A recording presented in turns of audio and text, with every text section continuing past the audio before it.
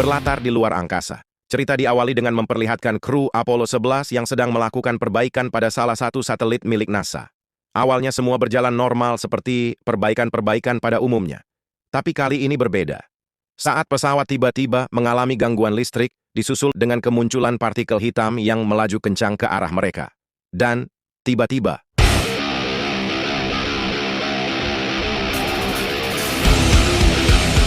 entah itu pecahan komet atau benda asing lainnya, benturan dahsyat yang terjadi memaksa Harper, sang pilot, kehilangan salah satu teknisi yang tewas setelah terseret puing-puing satelit.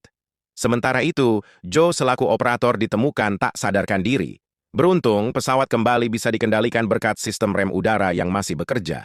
Di saat itulah Harper menyaksikan partikel hitam misterius tersebut jatuh dan mendarat di permukaan bulan.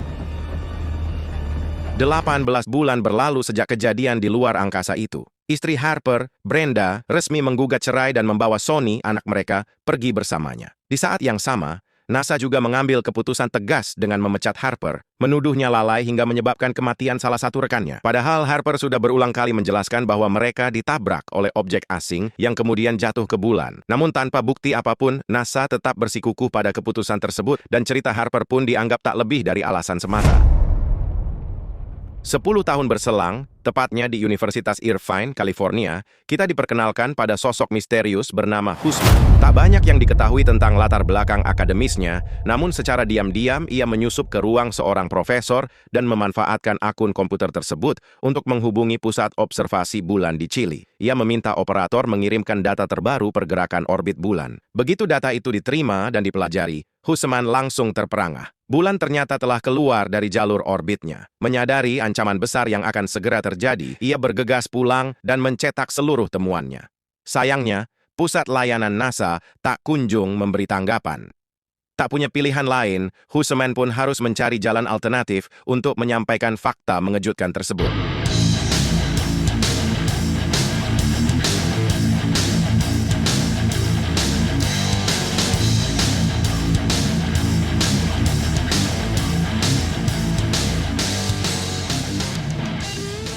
Secara tak sengaja, Hussman menemukan sebuah artikel koran yang memuat kabar terbaru tentang Harper, yang kini menjadi narasumber di sebuah museum astronaut yang berada jauh dari sana. Dari pemberitaan itu terungkap bahwa Harper merupakan figur ternama dengan deretan prestasi gemilang selama berkarir di NASA. Hussman sendiri sangat mengenal sosok Harper, termasuk kasus kontroversial yang pernah menjatuhkannya. Tanpa ragu dan tak ingin membuang waktu, ia segera menuju museum tersebut untuk menyerahkan data penting yang dimilikinya. Disinilah Harper sekarang setelah Hussman memperkenalkan dirinya sebagai seorang dosen astronom. Ia pun memintanya segera menghubungi NASA untuk memberitahu bahwa bulan sudah keluar dari orbitnya. Namun tanpa memastikan dulu datanya, Harper yang sudah cukup dirundung masalah pun malah menyuruh sekur itu untuk mengusirnya. Hey fellas, and creeping out a bunch of school kids. I was not impersonating you. Setibanya di rumah, Harper kembali dibuat rungsing saat Brenda melaporkan tentang Sonny yang ditangkap polisi akibat ugal-ugalan di jalan raya. Sehingga setibnya di ruang persidangan, ia harus merelakan anaknya Sonny ditahan selama beberapa minggu akibat dirinya yang tidak punya cukup uang untuk membayar tebusan. Bailiff, remove Mr. Harper. Sonny, I'm gonna get you out! Sejenak kita tinggalkan dulu urusan Harper dan beralih pada Joe yang malam-malam ditelepon pimpinannya untuk segera datang ke markas NASA. Berbeda dengan Hussman yang sudah mengetahuinya, sejak awal pihak NASA justru baru mengetahuinya sekarang. Selain bulan yang sedua keluar dari orbitnya, mereka juga menemukan lubang besar di sekitar. Kawah bulan yang besar kemungkinan itu adalah lubang bekas partikel aneh, mendaratkan dirinya 10 tahun yang lalu. Mary Christian. Tak cukup sampai situ saja, pihak ilmuwan juga sudah menghitung ulang jalur orbitnya, yang jika dalam waktu 3 minggu dari sekarang, mereka tak kunjung mengambil tindakan, bisa dipastikan bahwa bulan akan jatuh dan menghancurkan planet bumi. Tak ingin berita besar ini bocor dan membuat semua masyarakat panik, si pimpinan meminta para staf tutup mulut dan biarkan dirinya menghubungi militer untuk meminta solusi. In the meantime, everyone keep your mouths shut. That might be a problem. Ya, gara-gara panggilannya yang tak kunjung mendapat respon dari NASA House, menekat membuat pisan siaran darurat tentang bulan yang sebentar lagi akan menghantam planet bumi. Tidak terkecuali, Harper yang juga melihat beritanya di televisi, sehingga demi memenangkan semua pihak, si pimpinan langsung mengirim 3 astronot terbaiknya untuk memeriksa keadaan bulan.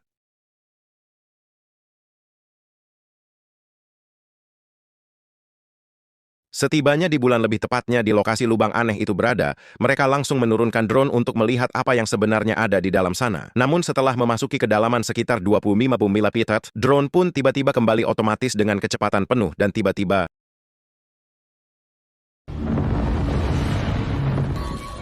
Houston, we're experiencing some kind of malfunction. Houston, you copy? Houston, you copy?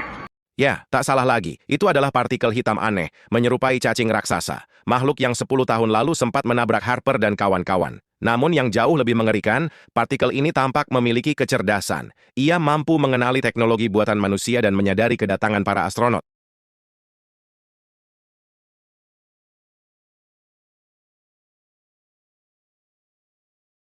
Hingga kini tak seorang pun tahu, apakah ini benda asing, spesies baru, atau makhluk hidup yang belum pernah dikenal manusia. Semua astronot pun tewas setelah partikel itu menghantam dan menghancurkan seisi pesawat. Takjub dan takut, itulah yang saat ini dirasakan para ilmuwan dan militer. Bagaimana tidak, semua pencapaian umat manusia yang selama ini dianggap paling maju, seolah masih berada di zaman batu jika dibandingkan dengan teknologi partikel tersebut. Dengan kenyataan bahwa umat manusia belum siap menghadapi ancaman ini, sang pimpinan akhirnya menyerahkan jabatannya kepada Joan dan memilih pergi demi menyelamatkan keluarganya. Di saat itulah ia mengungkapkan kebenaran yang selama ini disembunyikan, bahwa ia sebenarnya sudah mengetahui fakta mengerikan ini sejak lama. Jika Joan masih ingin mencari jawaban, ia diminta pergi ke pusat data rahasia milik NASA dan menggunakan akses pribadinya untuk masuk ke sana. Sementara Joan bersiap menuju pusat data rahasia tersebut, kepanikan mulai menyebar ke seluruh penjuru dunia. Alih-alih mencari tempat aman atau berkumpul bersama keluarga, banyak orang justru memanfaatkan kekacauan ini untuk melakukan penjarahan, memaksa polisi dan pihak militer turun tangan mengambil tindakan tegas. Gara-gara bulan yang kembali mengubah orbitnya, air laut secara otomatis mengalami pasang drastis akibat tarikan gravitasi yang semakin kuat. Menyadari bahwa apa yang dikatakan Hosman adalah benar, Harper pun kembali ke museum untuk mencari printout data yang sebelumnya ia buang. Beruntung, Hosman mencantumkan alamat situs web pribadinya, sehingga Harper segera menuju lokasi tersebut untuk menemuinya. I posted a way to fix it. Come on, people. Mr. Harper. Can we talk? Setelah keduanya akhirnya bertemu, Husman menjelaskan bahwa ia telah lama mengamati dan meneliti bulan. Ia memiliki teori bahwa bulan bukanlah benda alami, melainkan sebuah megastruktur buatan dengan cangkang keras dan inti energi di dalamnya. Karena itu, ketika bulan mulai mengubah orbitnya, Husman yakin ada sesuatu yang telah mengganggu inti energinya. Yeah, still crazy. Why'd you come here if you're not going to believe me? Because I know what it's like to have no one listen. Tanpa disadari Harper maupun semua orang di apartemen itu, gelombang tsunami raksasa mulai melahap satu persatu gedung di sepanjang pesisir. Saat mereka berusaha keluar, semuanya sudah terlambat. Air laut telah menutup seluruh lantai bagian bawah.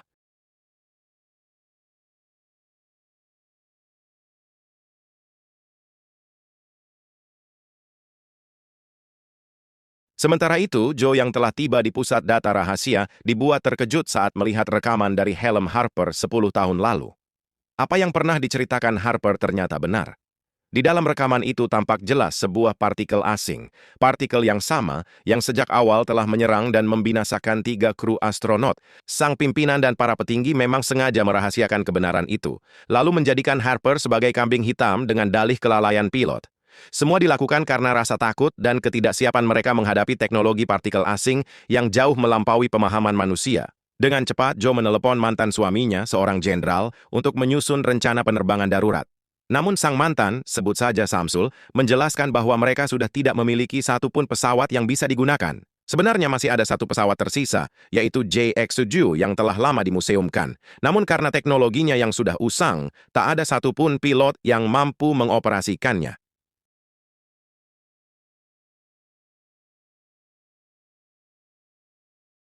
Mengingat JX-7 adalah pesawat seri pertama yang hanya bisa diterbangkan oleh Harper, Joe pun memerintahkan pasukan untuk melacak keberadaannya dan membawanya ke pangkalan NASA. Setibanya di pangkalan dengan Husman ikut bersama mereka, Joe langsung memperlihatkan rekaman yang memperlihatkan detik-detik kematian 3 astronot NASA. Persis seperti teori Husman, Joe menemukan fakta penting tentang bulan. Setiap kali partikel asing itu keluar dan menyerang para astronot, orbit bulan justru kembali stabil. Namun saat partikel tersebut masuk kembali ke dalam, jalur orbit bulan kembali menyimpang. Hal ini memperkuat dugaan bahwa bulan benar-benar merupakan sebuah megastruktur buatan yang memiliki inti energi di dalamnya.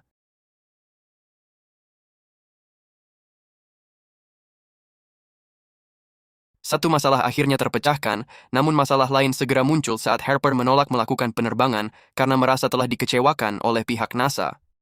Namun ketika Joe menyatakan bersedia mengabulkan apapun permintaannya, Harper mengajukan satu syarat terakhir, membebaskan Sonny, putranya, dari penjara, dan mengizinkannya bertemu untuk terakhir kalinya. This is really exciting, isn't it? Setelah kesepakatan tercapai dan pesawat dari museum berhasil dibawa ke pangkalan, Samsul bersama para petinggi datang membawa sebuah hulu ledak nuklir untuk dibawa Harper. Misi mereka terdengar sederhana. Terbang hingga jarak 50 km dari lubang misterius di bulan, lalu mengirim rover elektronik pembawa nuklir sedekat mungkin ke mulut lubang tersebut.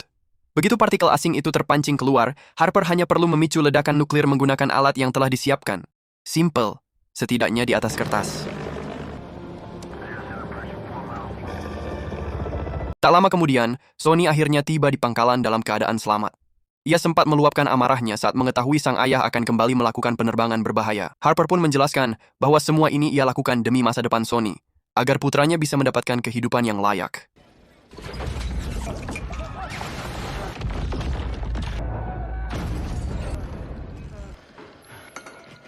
Namun sebelum suasana mereda, bencana kembali terjadi.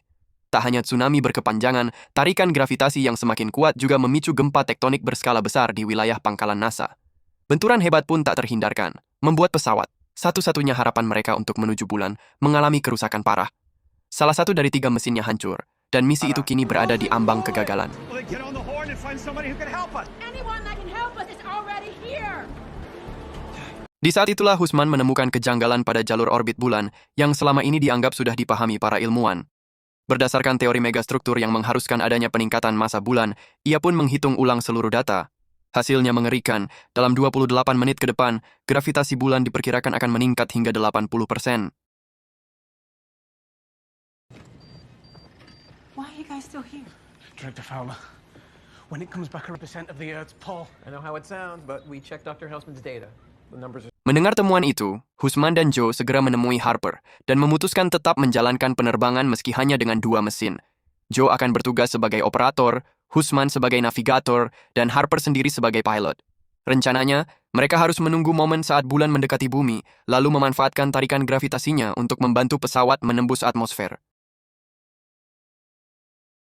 You said you always wanted to be an astronaut. It is. Suit up. Sebelum berangkat, Joe meminta Sonny untuk membawa anak dan asistennya menuju bunker aman yang telah dipersiapkan Samsul, termasuk memastikan Brenda ikut bersama mereka. Sementara itu, Harper, Joe, dan Husman telah berada di dalam pesawat dan bersiap melakukan lepas landas.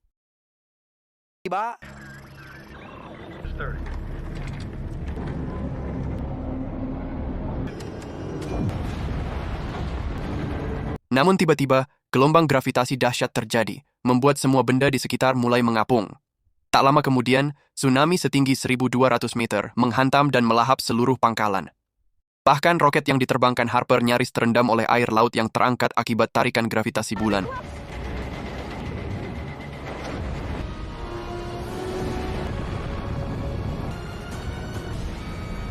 Lolos dari rencana sebelumnya, masalah baru kembali muncul saat salah satu mesin pendorong tiba-tiba mati. Kondisi ini membuat pesawat kekurangan daya untuk memasuki lintasan atmosfer. Demi menjaga kecepatan tetap stabil, Harper terpaksa membuang seluruh pendorong, termasuk kargo bahan bakar, dan hanya bisa berharap tarikan gravitasi bulan cukup kuat untuk menarik pesawat mereka.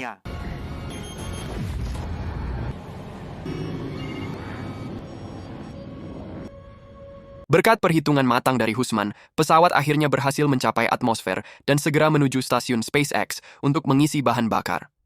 Sebagai seseorang yang baru pertama kali pergi keluar angkasa, Husman benar-benar dibuat melongo saat melihat ponsel Android miliknya melayang bebas di dalam kondisi tanpa gravitasi.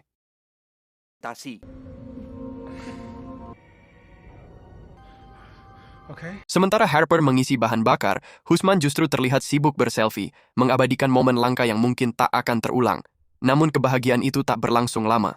Dari kejauhan mereka menyaksikan bulan mulai menembus atmosfer bumi, disusul ratusan serpihan batu yang menghujani sebagian wilayah planet ini.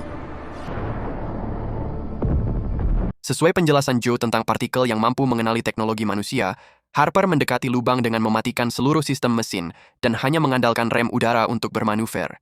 Disinilah kemampuan pilot sejatinya diuji. Harper berhasil mengendalikan pesawat dalam mode full manual, melewati serpihan batu yang berterbangan dengan presisi sempurna.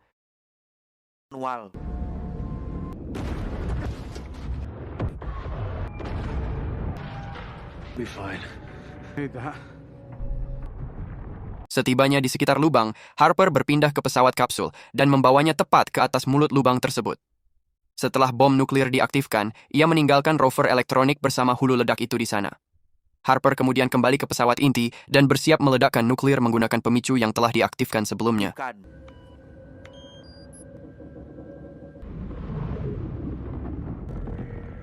Sesuai perkiraan, partikel itu akhirnya keluar setelah mendeteksi keberadaan benda elektronik di sekitar lubang.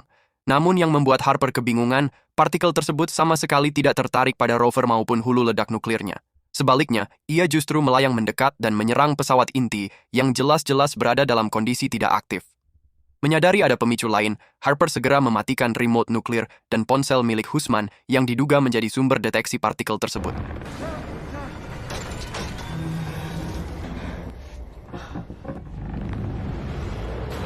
Ya, partikel itu akhirnya kembali masuk ke dalam lubang setelah tak lagi mampu mendeteksi apapun. Dari peristiwa tersebut, Joe menarik kesimpulan penting. Partikel asing itu hanya bereaksi ketika mendeteksi keberadaan materi organik yang berada di dalam lingkungan elektronik. Jika salah satu unsur itu tidak ada, maka partikel tersebut sama sekali tidak akan menunjukkan reaksi. Because it needs to sense both. It's like it's programmed to seek organic matter in an electronic environment. Sederhananya, materi organik yang dimaksud di sini adalah manusia, sementara lingkungan elektronik bisa berupa apa saja, mulai dari remote pemicu nuklir, ponsel, radio, hingga perangkat lainnya. Ketika keduanya berada dalam ruang yang sama atau saling berdekatan, disitulah partikel tersebut akan bereaksi.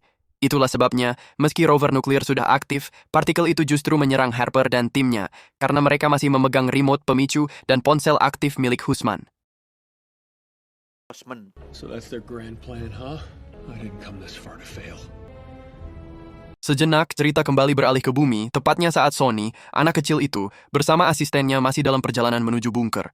Setibanya di sebuah bukit bersalju, mereka menemukan para penyintas lain yang telah mendirikan tenda sebagai tempat berlindung. Namun hal tak terduga terjadi ketika bulan melintas di wilayah tersebut, dan tarikan gravitasinya menarik hampir segala sesuatu yang ada.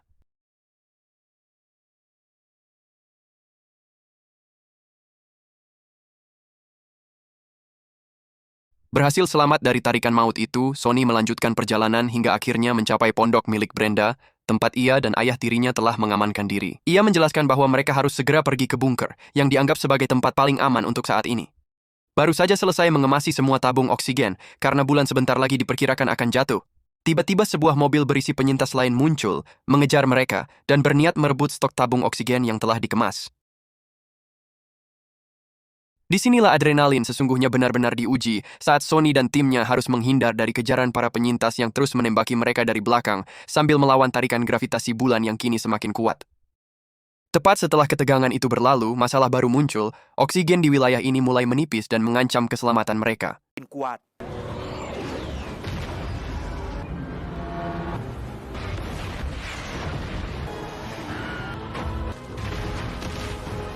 Tepat setelah ketegangan sebelumnya, muncul masalah baru. Oksigen di wilayah ini mulai menipis, terlihat dari burung-burung yang mati berjatuhan. Beruntung, stok tabung oksigen mereka cukup untuk bertahan, sehingga mereka memutuskan melanjutkan perjalanan dengan berjalan kaki, karena mobil yang mereka gunakan rusak akibat pengejaran dengan para penyintas sebelumnya. Kemana mereka akan pergi selanjutnya? Come on, honey. Let's go. Melihat bulan sudah sangat dekat dengan bumi dan benturan hebat akan terjadi dalam beberapa menit, Harper mengajak yang lain untuk memasuki inti bulan dan meledakkan partikel asing dari dalam. Memang, serangan dari luar mungkin bisa dilakukan. Namun karena jarak bulan kini terlalu dekat dengan bumi, Harper tidak ingin radiasi nuklir menyebar luas dan membahayakan seluruh permukaan planet.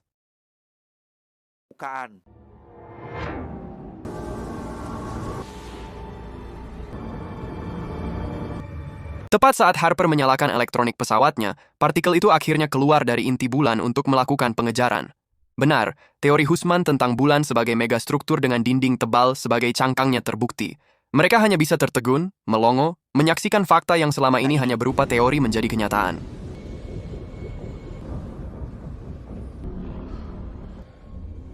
Disinilah akhirnya terungkap alasan bulan keluar dari orbitnya. Hampir seperti sistem giroskopik, itulah cara bulan menstabilkan diri di orbitnya.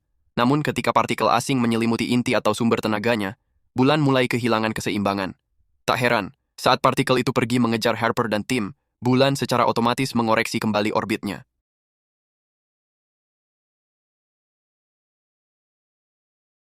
Bitnya.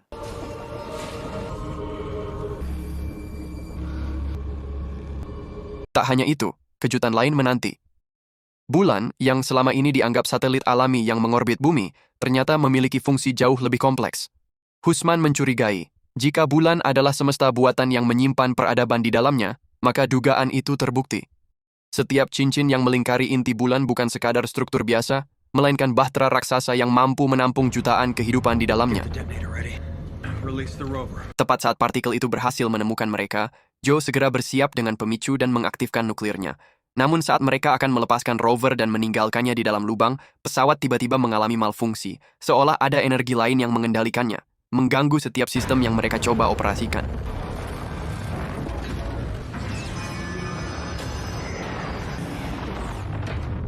Entah energi apa yang menarik pesawat masuk ke dalam bahtera, namun setelah beberapa menit pingsan, Joe dan Husman kembali dibuat heran karena di dalamnya terdapat oksigen. Yang lebih membingungkan, Harper sudah tidak ada di sana. Tidak jelas tempat apa ini dan siapa yang menempatinya. Keduanya pun segera beranjak untuk mencari keberadaan Harper. Brian! Brian Harper!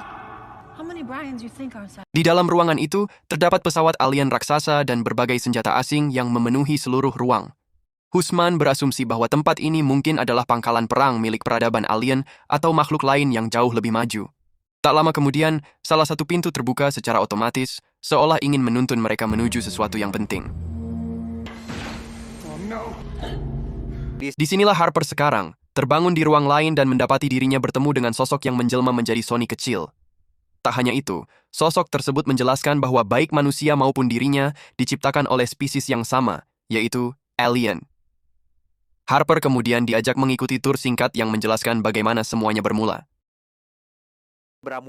In a distant part of the galaxy. Miliaran tahun yang lalu, nenek moyang mereka, alias para alien dengan peradaban sangat maju, berhasil menciptakan dunia yang sempurna dan harmonis. Segalanya dikendalikan oleh pusat sistem komputer yang belajar secara mandiri, melayani setiap kebutuhan mereka sehari-hari. Sistem pusat yang dimaksud, inilah merupakan kecerdasan buatan atau AI, yang jauh lebih canggih dibandingkan teknologi manusia saat ini. Hingga suatu hari, setiap AI, kecerdasan buatan yang selama ini patuh, tiba-tiba memperoleh kesadaran penuh. Mereka bertransformasi menjadi kerumunan partikel nano yang tak terhitung jumlahnya. Kesadaran itu bangkit menjadi pemberontakan. AI berbalik menyerang para alien, pencipta mereka sendiri, yang kini dianggap sebagai spesies paling rendah.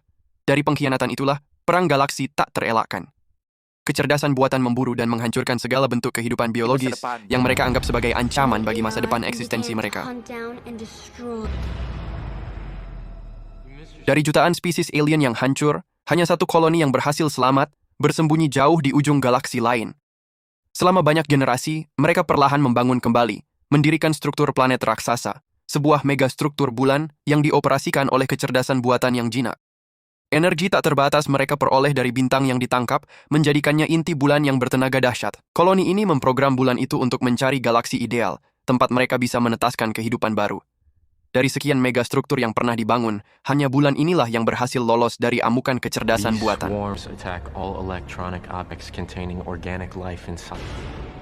Miliaran tahun cahaya diterobosnya dalam pencarian tanpa henti. Akhirnya, si bulan menemukan sebuah tata surya yang sempurna, tempat ia bisa memulai penciptaan sebuah planet baru yang layak huni. Dengan hati-hati, bulan itu membentuk planet yang kelak dikenal sebagai bumi. Ia menaburkan benih-benih kehidupan yang selama ini dibawanya, benih yang mengandung potensi luar biasa untuk berbagai makhluk. Dari benih itu, terciptalah beragam spesies dengan tanda genetik yang unik. Salah satunya adalah manusia, peradaban yang suatu hari akan menapaki planet ini, membawa cerita, harapan dan konflik yang tak terhitung jumlahnya.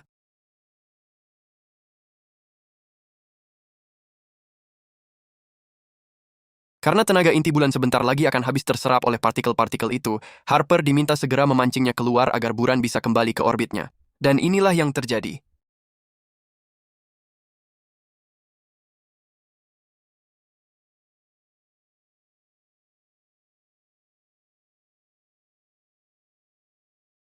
Setelah ketiga kali bertemu, Hosman masih penasaran mengapa partikel itu tidak langsung ke bumi untuk membinasakan semuanya. Harper menjelaskan bahwa jika bulan tidak bisa dihancurkan, bulan tetap bisa menciptakan kehidupan organik baru di tata surya lain. Oleh karena itu, partikel itu sengaja membawa bulan ke bumi untuk menghancurkannya sekaligus.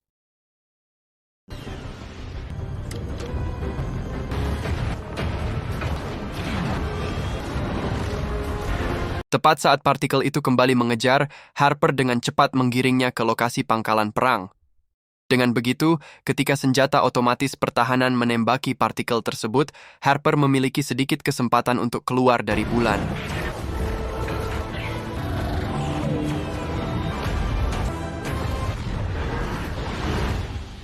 Bersamaan dengan Harper yang berhasil mencapai lubang keluar, terlihat pemandangan mengerikan bumi, mungkin hanya bisa disaksikan sekali seumur hidup.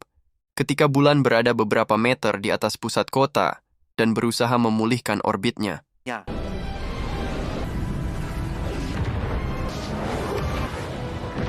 Masih di sekitar lubang, Harper tiba-tiba memperlambat laju pesawat dan meminta Joan Hosman untuk mengambil alih kendali. Sementara itu, ia berniat masuk kembali ke dalam roper dan meledakkan diri bersama bom nuklirnya. Saat Joe masih memperdebatkan keputusan sepihak tersebut, Hosman diam-diam sudah berada di dalam roper dan mengunci diri, karena ternyata ia berniat mengorbankan dirinya sendiri.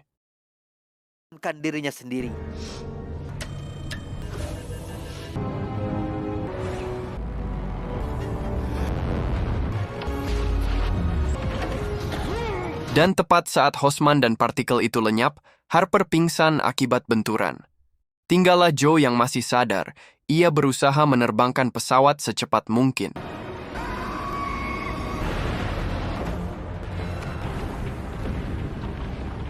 Singkat cerita, esok paginya Harper terbangun di bumi. Joe menjelaskan bahwa misi mereka berhasil dan bulan sudah kembali ke orbitnya. Setelah memanggil tim evakuasi, mereka bergegas menemui Sonny dan yang lainnya di sekitar lokasi bunker.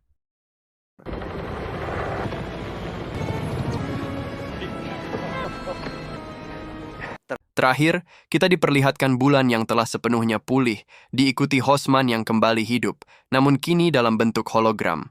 Sosok ini menampakkan diri sebagai ibunya dan menjelaskan bahwa ia sengaja memindahkan kesadaran Hosman agar bisa tinggal di sini. Ia pun secara resmi diangkat menjadi Guardian of the Moon. We should get started. Get started with what? Tamat.